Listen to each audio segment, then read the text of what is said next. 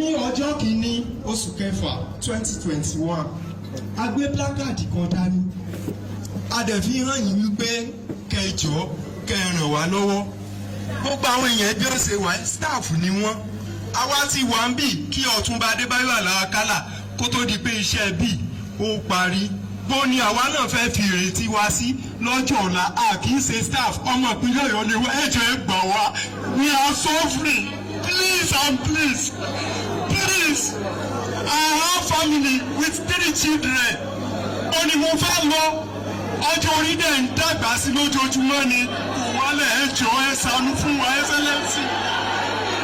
Èló ni salary tẹ́ ń gbà right now? 18,800 naira ló wá jẹ́. Your Excellency, we are actually not staff of the teaching hospital. The security of this hospital is outsourced from beginning.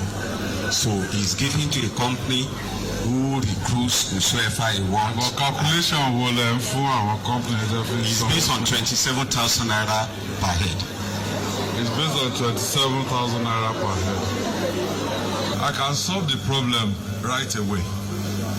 I say kí wọ́n convert ẹ̀yin 67 yẹn directly gẹ́gẹ́ bí ad hoc workers and you will get 80,000 naira every month.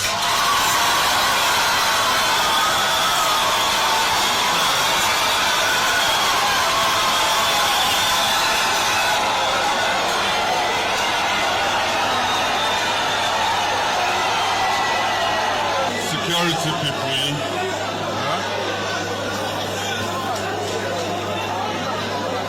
Terminate outsourcing, bring them in as ad hoc workers from 1st of October. And àfi iye tó yẹ kẹ́ bá fún wọn àfi sórí ẹni tó dábàá approve additional fee.